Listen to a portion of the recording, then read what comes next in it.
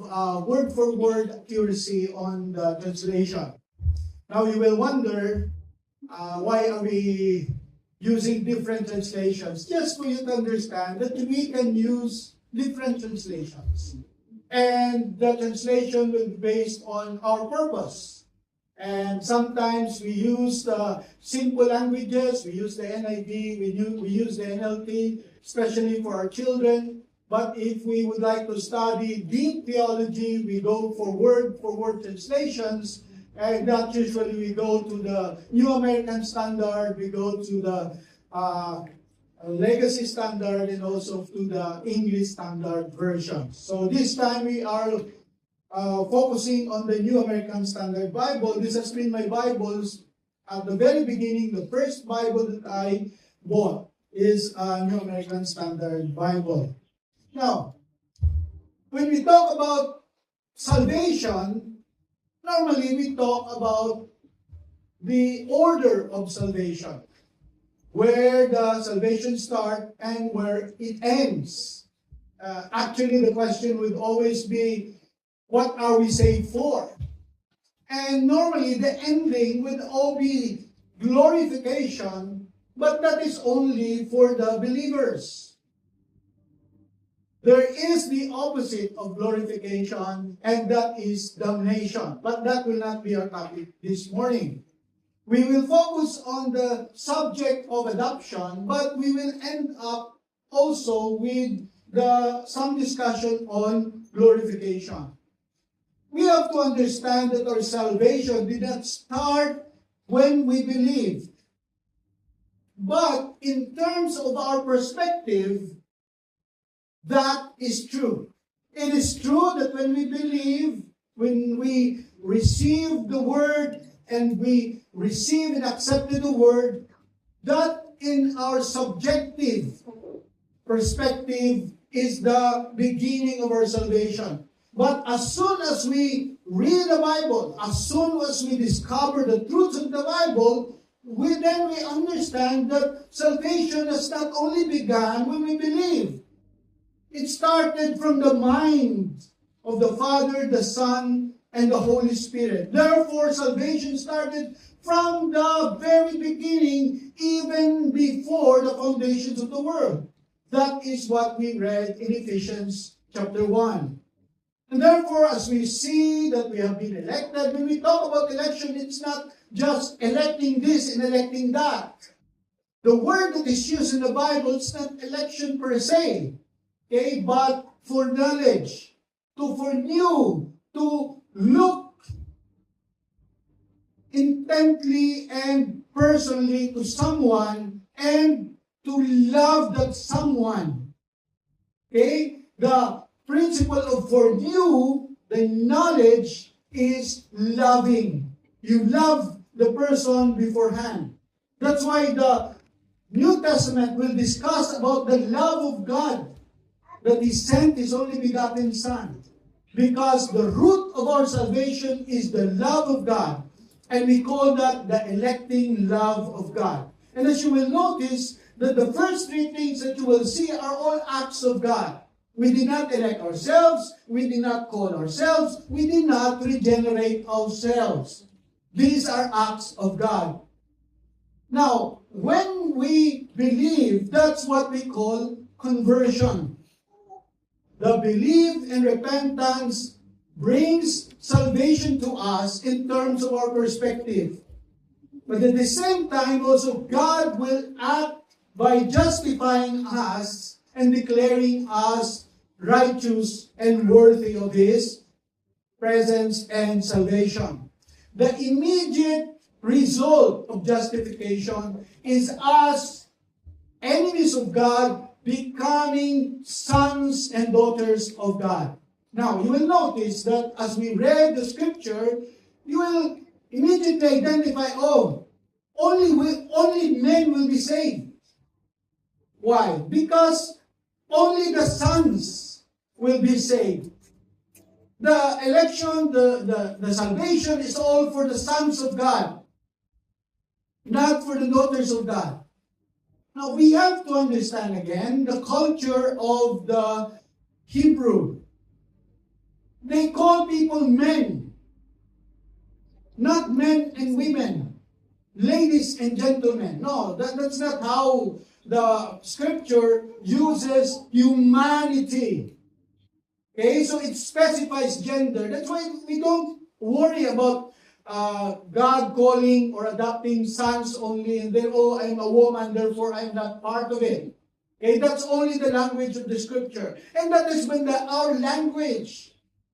It's only during this gender sensitivity that people became, oh, you have to say man and woman. And no longer, if you cannot speak that way, then you call them persons.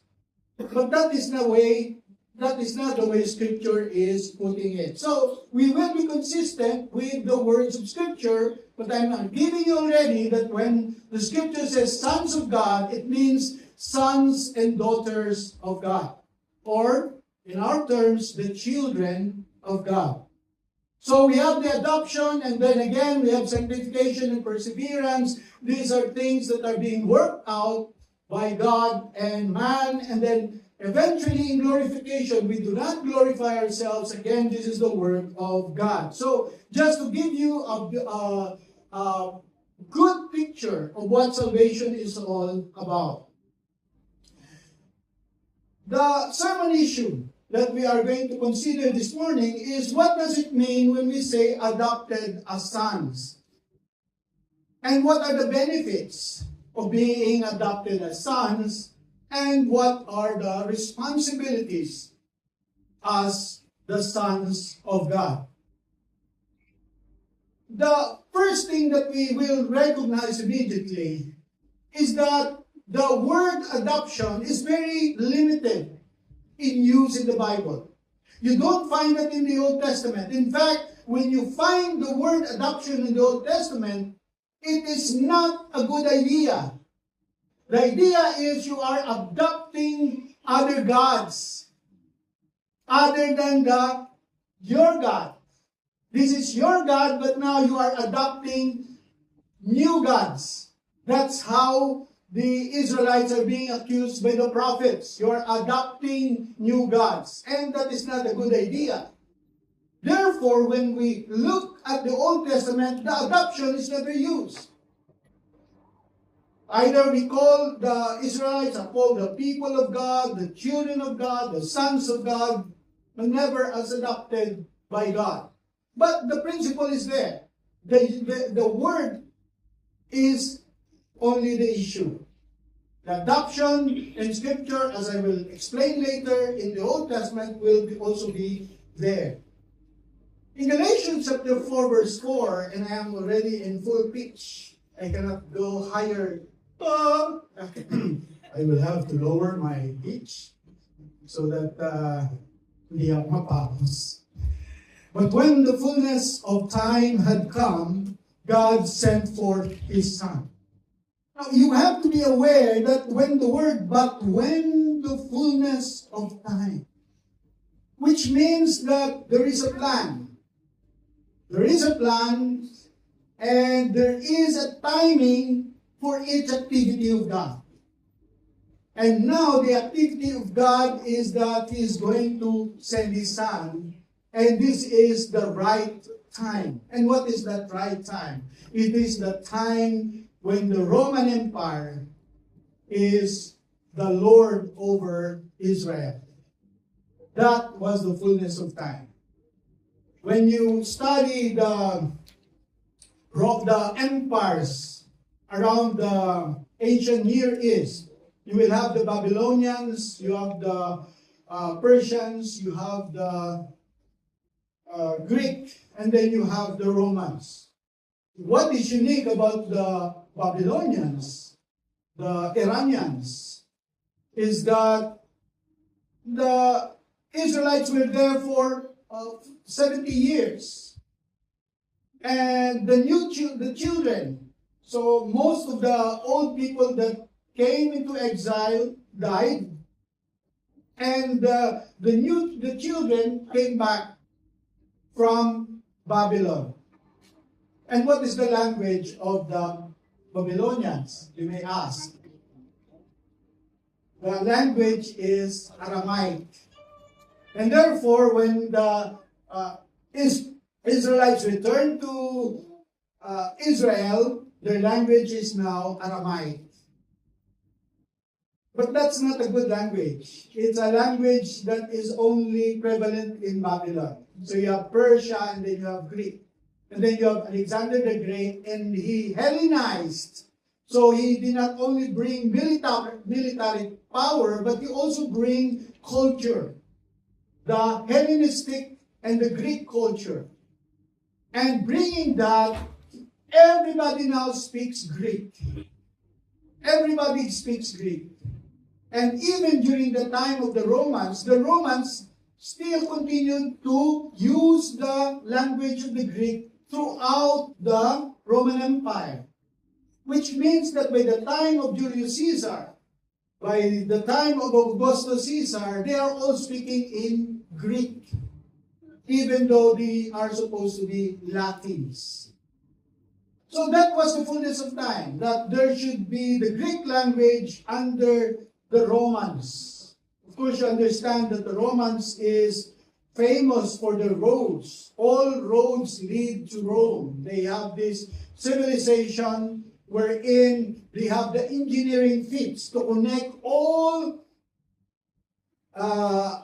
everything, all the cities of the empire is connected to Rome.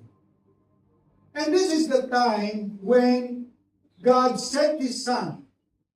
And here is the time that He used the word adoption. Adoption as sons. As I said, in the Old Testament, adoption is not good.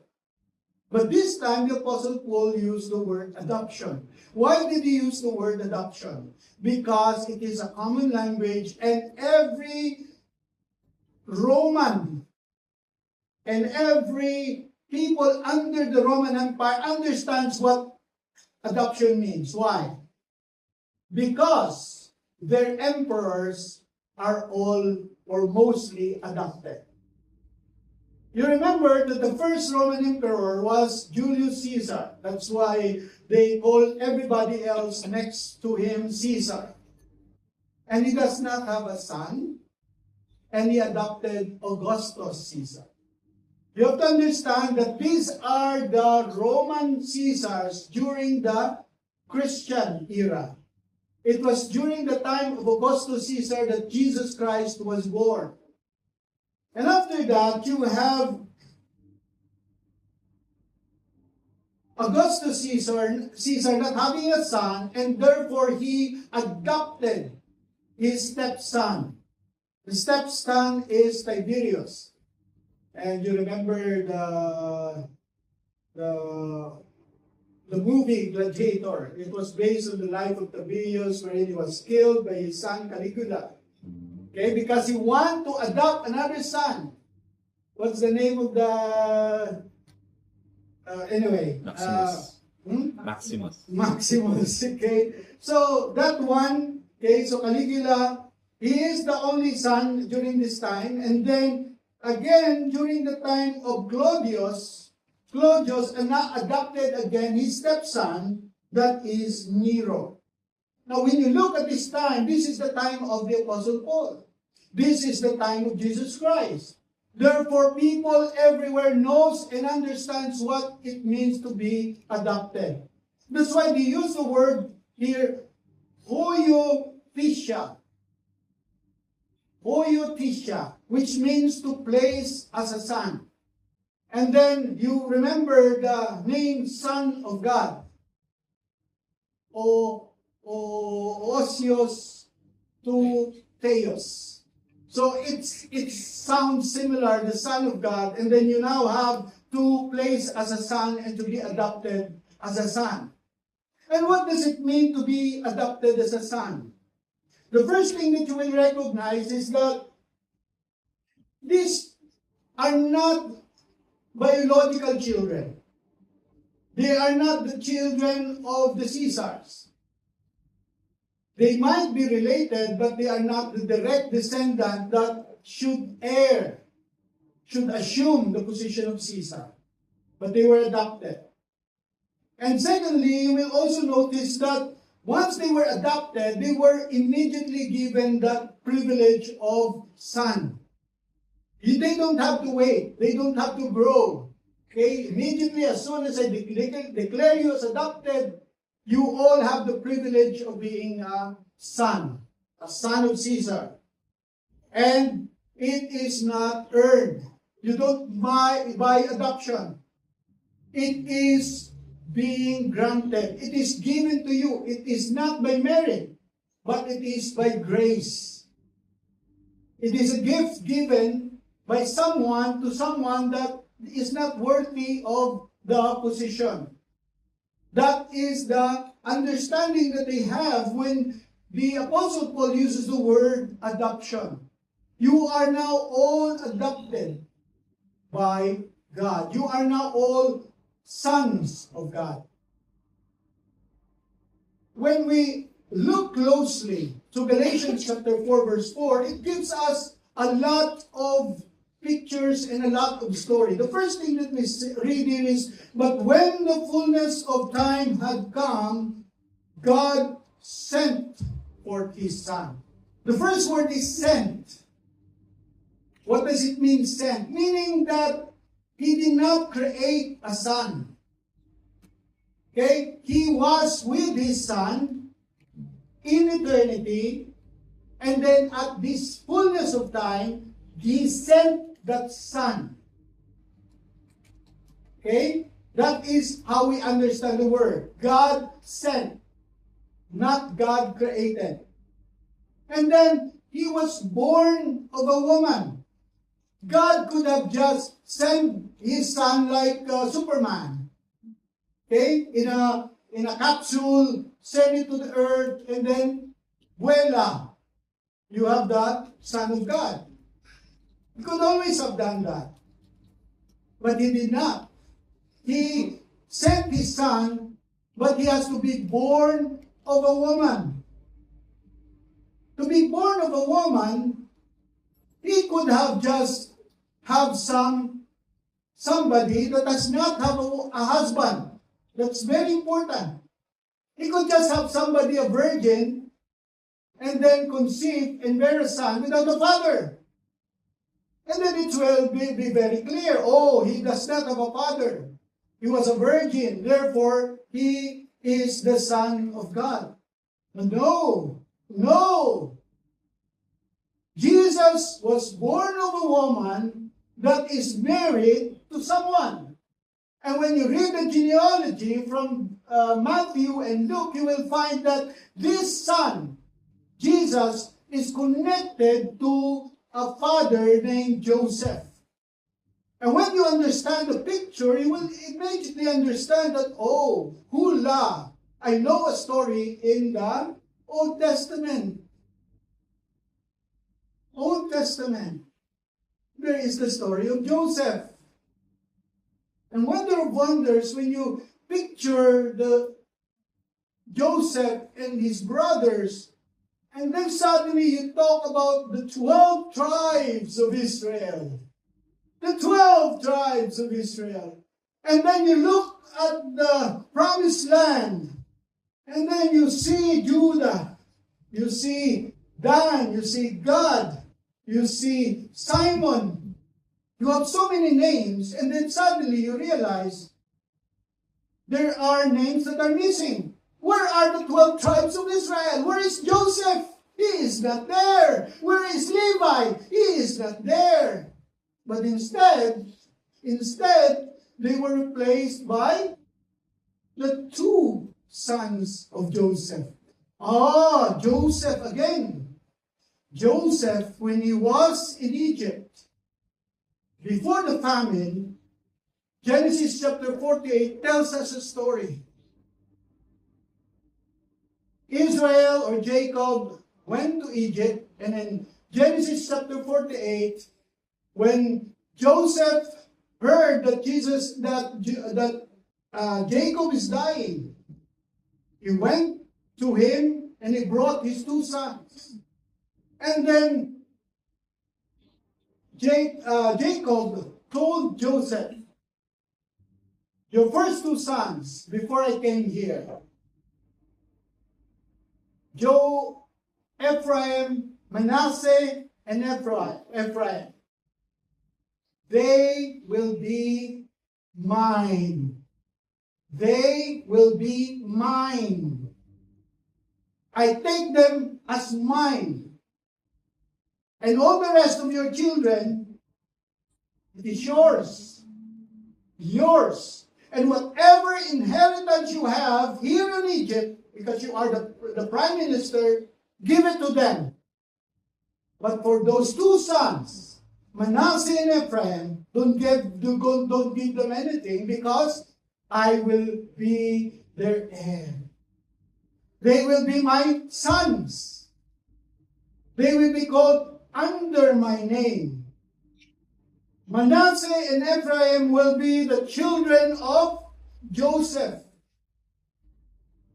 Just imagine the picture that we're given here.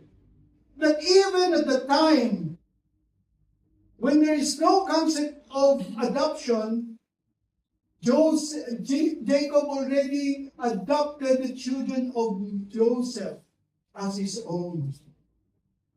And here comes Jesus. His father is Joseph, and he was adopted by Joseph as his own son. That is the great thing. Jesus could have been born of a woman without brothers. Do you understand that? The Roman Catholic would say that. Jesus never had a brother. Mary was virgin. He doesn't need brothers. But why do the scripture gives us the value that Jesus need to have brothers as family, as children of Mary? He was a child of Mary. And Mary had other children which he has to call his brothers. Just imagine that. There are things that probably you will think, oh, maybe that's a coincidence. No, they are by design, in the fullness of time. Meaning that there is a grand plan, and part of the plan is for Jesus to have brothers. And Jesus have to have a father that will be adopting him. This is the picture that we are given here. Born under the law. What does this mean, born under the law? As a Reformed, the concept is the covenant of works, which means that you have to work for your own salvation. You can never be saved, okay, by anything else but by the goodness of yourself. And that is the problem we have. And therefore, when we see here that God sent his son, born of a woman, meaning that he has to work his way, work his salvation, even though he does not need to be saved. He doesn't need salvation, but he has to work out his salvation. Why? He has to work out the salvation, not his, but others. That's why the word here, he worked out his salvation to redeem those who were under the law. Those who have to work out their salvation no longer have to work out because he completed and accomplished that work. And what is the result? The result is, once he accomplished that, we can now receive adoptions as sons. See? The necessity of Jesus, the incarnation of Jesus, is for us, for our salvation. Without that, without the incarnation of Jesus Christ, there is no salvation for us. In fact, when you consider it, that Jesus has to have a mother a human mother. That's why the word that we were discussing, Theotokos, God-bearer. And eventually, the Roman Catholic, against the other heresy, used the term, translated it, Mother of God, just to emphasize that Jesus has a mother.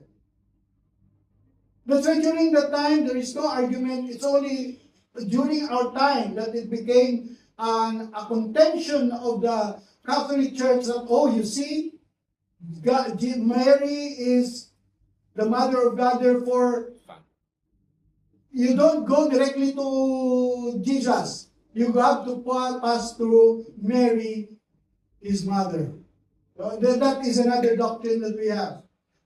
We don't need to discuss now. But that is the importance why he has to be born of a woman for us to be redeemed and to be adopted as sons. And then, as Pastor have mentioned, this is a Trinitarian structure. It is a Father, the Son, and then you have the Spirit. God has sent the Spirit of His Son. And this again is a big issue during the 1084 Great Schism. Because when you see, I cannot show you the triangle that is proposed by the Greek Orthodox, the Eastern Church and the Western Church is different. They have a triangle. This is a triangle for the Eastern Church. The triangle is this. This is God, this is the Son, and this is the Spirit. And everyone goes to the Father. So it's focused on the Father, the Son, and the Spirit.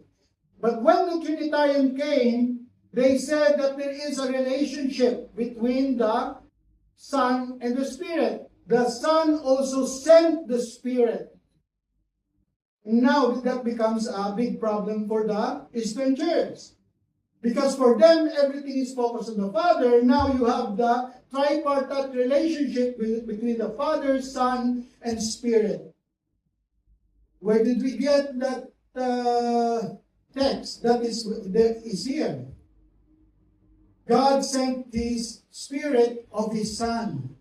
So the Spirit proceeds from the Son into our hearts, crying, Abba, Father. The principle of the Spirit indwelling in us is the result of adoption. After justification, the first blessing, I mentioned this always, is the sending of the Spirit to indwell in us. That indwelling is the assurance. It's a guarantee that we are adopted as sons. That's why you will notice that I will always pray and address God, Father. You will notice that I do not address God as God. God, give us this, give us that, sorry for this, sorry for that. I don't address Him as God because He has already given us the way to address Him. We have to address Him as Father because we have that relationship of a father to a son. That's why the first basic prayer that Jesus taught His disciples is, you pray this way, Our Father. Our Father, that's very important. It's not only you probably like Father, the priest, so everybody's calling the priest Father. No, that's not it. When we call Father, He is our Father because we are His children. We have been adopted as sons. That's why the word Abba, Father. Of course, you understand Abba. Okay, that's a Hebrew word. It's an Aramaic word. It's a very basic word because the word is Alpha, Beta, for the Greek, and then Aleph, Bet for the Hebrew. So those are terms that the first, actually, when you teach your children, the easiest words that he can speak, if you want to teach him, is Abba. Abba. That's the first word that a child will speak. Because that's the easiest, is in the most common, the way that he has to speak. The words, the wind will come out, and then you close your mouth, Abba. That's it, Abba. That's how God intended all the children, all humanity, to call the first word, call Father, Abba. That's the principle. Now, what are the benefits of being adopted as sons? So you have here Caesar. So everybody are Caesars, and they were adopted. And they are not biological fathers. But because of the Roman law, that was automatic. Immediately when Caesar Augustus declared, when Julius Caesar declared Caesar Augustus as his heir, nobody questioned it. When Augustus Caesar declared Tiberius to be his heir, nobody questioned it. Even the time when Claudius declared Nero, nobody questioned it. Why? Because it is embedded in the Roman law. That the principle of adoption is very clear. That you become an heir. And what does it mean, an heir? You get everything from your father. Everything that is owned by your father is yours. The riches of your father is yours. The prestige of your father is yours. That's why it was great when Romans chapter 4 verse 14, the Apostle Paul mentions about Abraham. He says, for the promise to Abraham and to his descendants, that they would be heir of the world. And we are that heir. We are the inheritance of the Abrahamic faith, of the promises to Abraham, that all who believe shall be saved.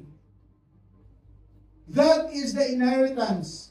And as we saw, that the salvation that we are promised is the glorification, the ownership of God's creation. That's why in Genesis chapter 1 and 2, Revelation 21 and 22, you will find that we will be reigning with Christ. We will be reigning in the creation of God, because that is our inheritance.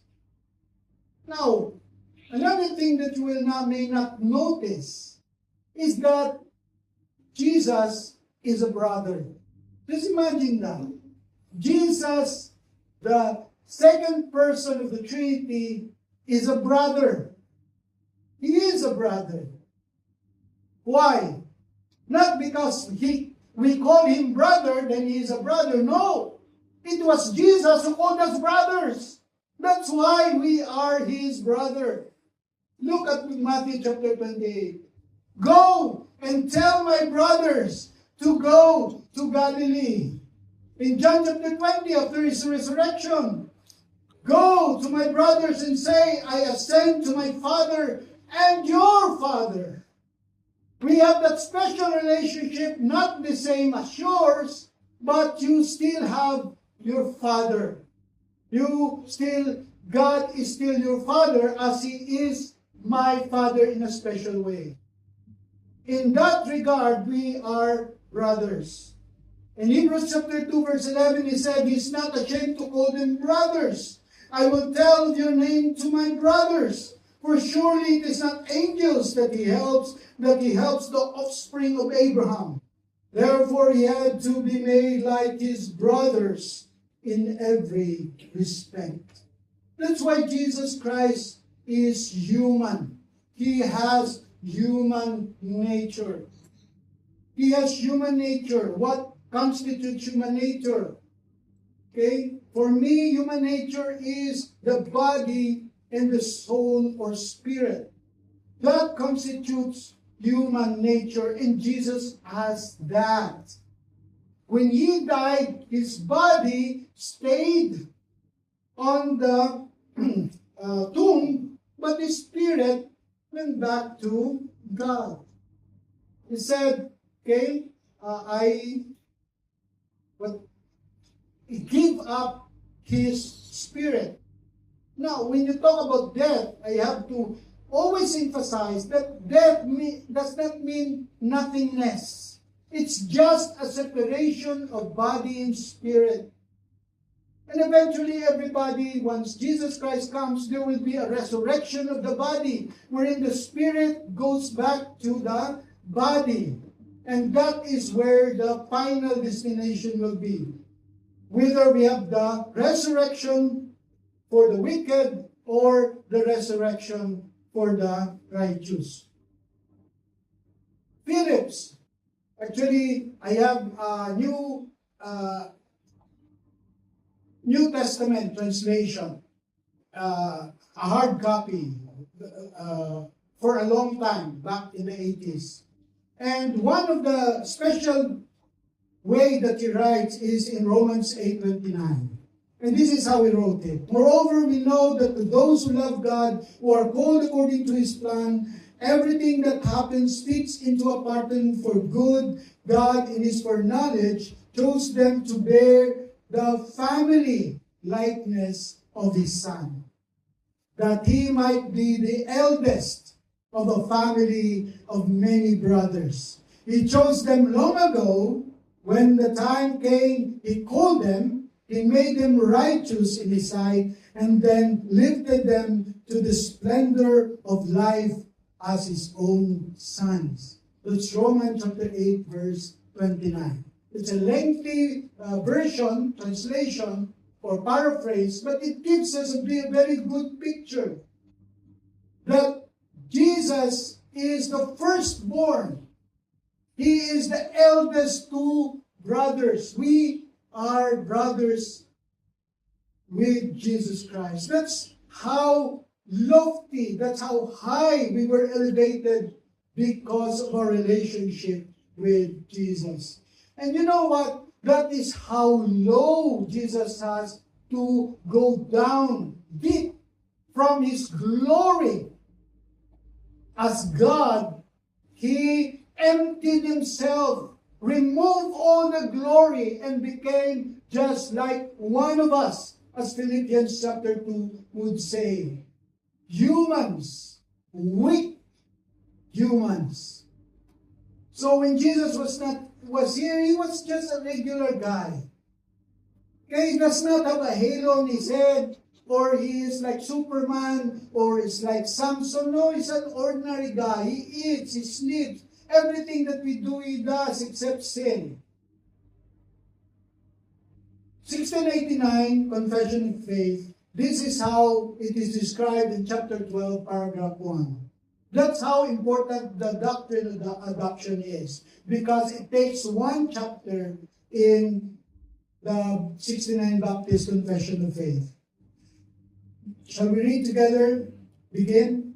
All those that are justified, God conferred in and for the sake of his only Son, Jesus Christ, to make partakers of the grace of adoption, by which they are taken into the number, and enjoy the liberties and privileges of the children of God, have his name put on them, receive the spirit of adoption, have access to the throne of grace with boldness, are able to cry, Abba, Father, are treated, protected, provided for, and chastened by him as by a father, yet never cast off, but sealed to the day of redemption, and inherit the promises as heirs of everlasting salvation.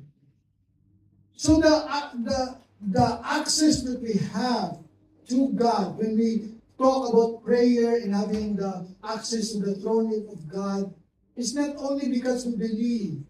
It's not only that we are believers, that we are Christians, but because we are children of God. When we approach a throne of a king, nobody can approach a throne of a king that easy, and only his children. I remember before Duterte, he was making campaign, and then the little girl Kitty will just run into the stage. Okay, and then play along with his father while his father was speaking. That is what children are all about. We can always approach God as children. That's why even when John will be speaking here and his son will be coming here, that's a normal way children. They are so open because God is the Father. God is our Father. That's why it is easy for us to approach. We don't have to worry anything because God will always receive us as children. That's why from the text that we have in 1 John chapter 3, these are beautiful words. And these are from the Hebrew concept of adoption as son. As I mentioned, only Paul and only with regards to the Romans, to the Roman Gentiles in Galatians, Ephesians, and Rome, that the Apostle Paul speak of adoption. The concept of adoption is in the Old Testament, and that is being the children and the sons of God. This is how the Apostle John would refer to that relationship. See what kind of love. Every starting point of our relationship with God starts with love. Not our love to Him, but His love toward us. See what kind of love the Father has given to us that we should be called children of God. How wonderful to be called children of God with reference to Apostle John. It's quite impossible. As I mentioned before, the children of God are only called for those kings, for those people in authority. They are called sons of God. They can claim to be sons of God. Alexander the Great can claim to be the son of Zeus. The Roman emperors can claim divinity, relationship with the gods of Olympus. But we, the lowly ones, the nadal, the nothing, how great it is to be called children of God, because He is. And so we are. The reason why the world does not know us is that it did not know Him. Beloved, we are God's children now, and what we will be has not yet appeared. But we know that when He appears, we shall be like Him. We see Jesus resurrected. He was on His resurrected body, in His glorified body. And that is the hope of every Christian. That is your hope. Your hope is not only to be saved and go to heaven. That is not our hope in the Bible. That may be your hope. That may be what you have been taught for. But that is not the hope that the Bible speaks.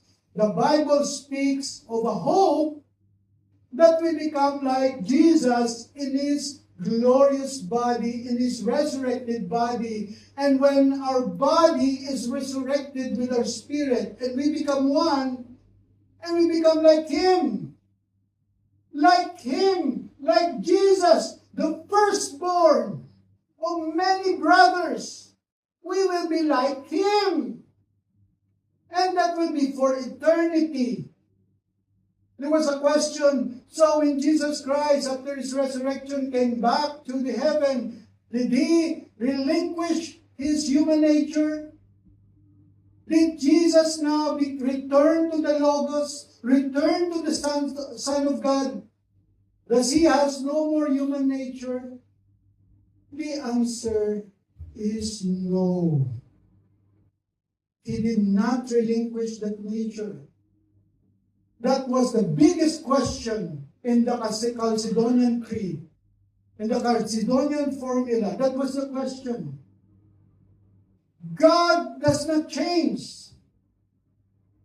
How can the second person of God change? did not. The Logos did not change. The Son of God did not change. Jesus did. The God human. Why? We will ask always why. Why even in eternity, Jesus has to have the human nature? Why did he just not keep his spirit, just like the angels?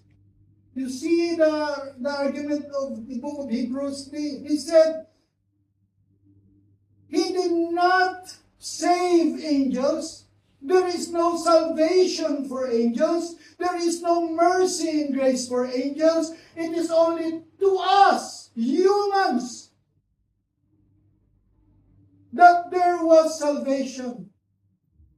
And only because God, the Son, became human, assumed human nature forever. Forever. Can you understand that? God assumed human nature for each one of us, for our salvation, for our redemption.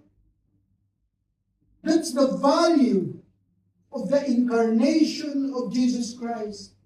Without Him becoming human, there is no salvation for us. We will just be like angels, that once we sin, then no atonement. There is no atonement without the human Jesus. And even if Jesus, He atoned and paid for us, came back there as a Trinity and relieved Himself of the human nature, we are not welcome. We can never access God. Even in our glorified body, we can only access God because of Jesus. Because Jesus has the human nature. That's the only relationship that we have. And you wonder why? Why? Why do we have that special relationship? We are just humans.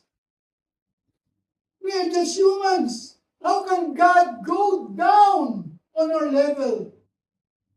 And then we realize, Genesis chapter 1, when God created us, how did He create us? Imago Dei.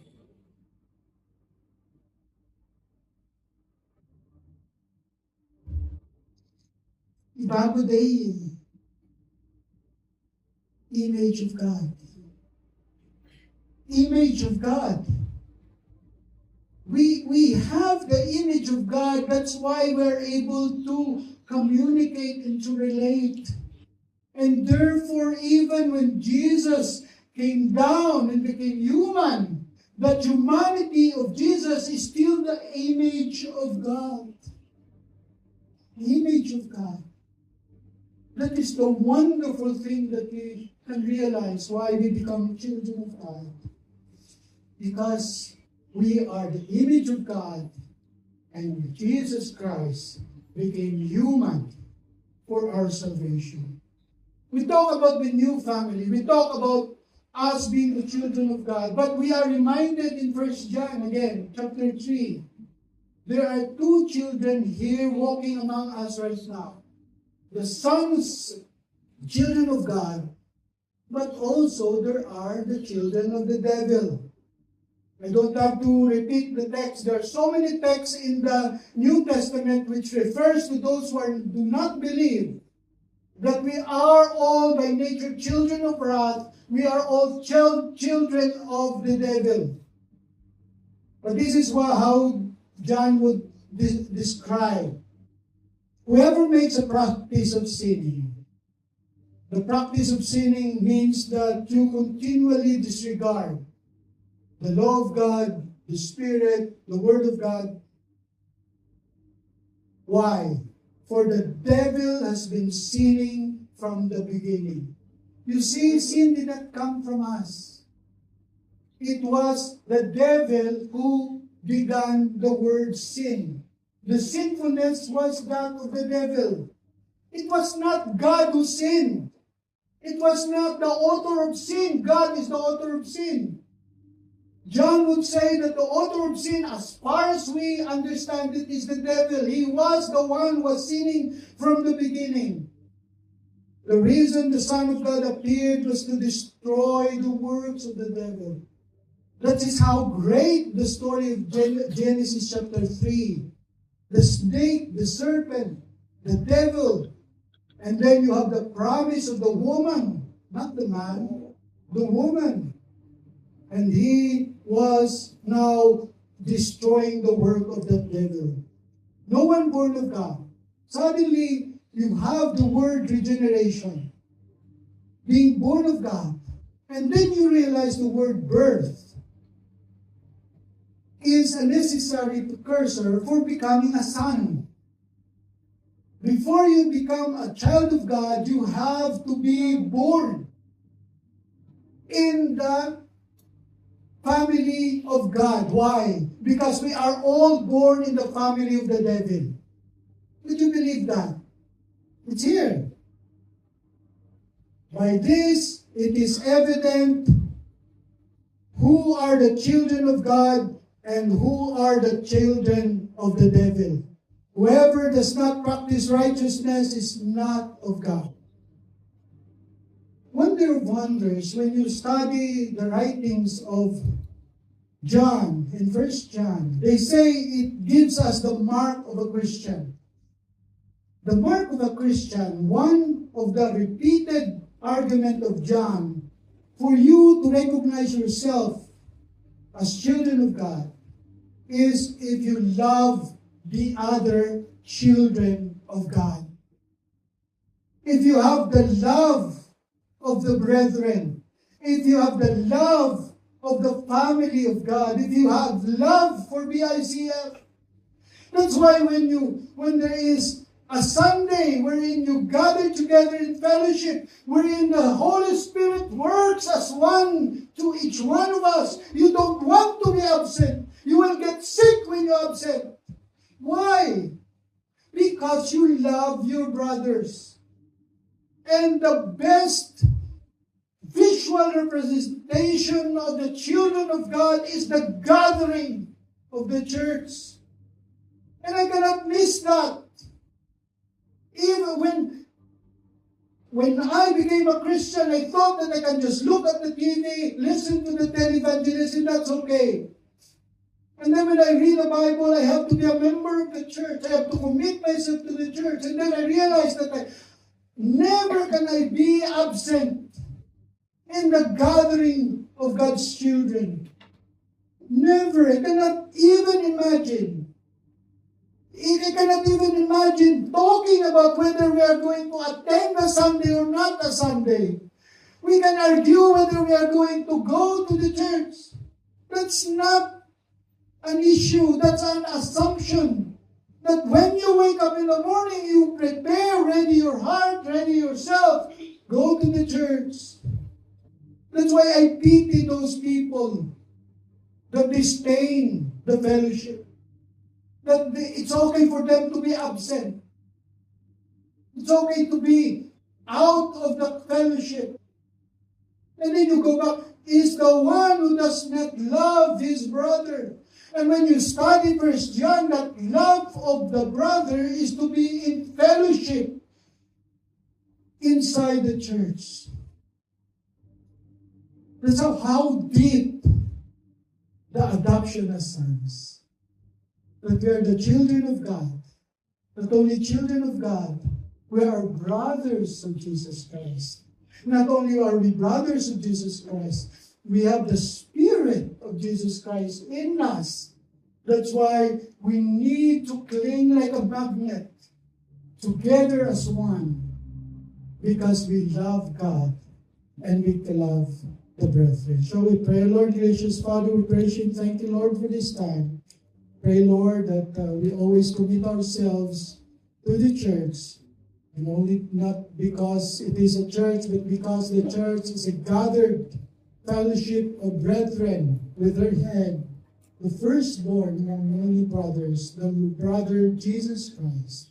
We are worthy to call him brothers because ourselves he worthily called brothers. Thank you once again for this blessing. For in his name we pray. Amen.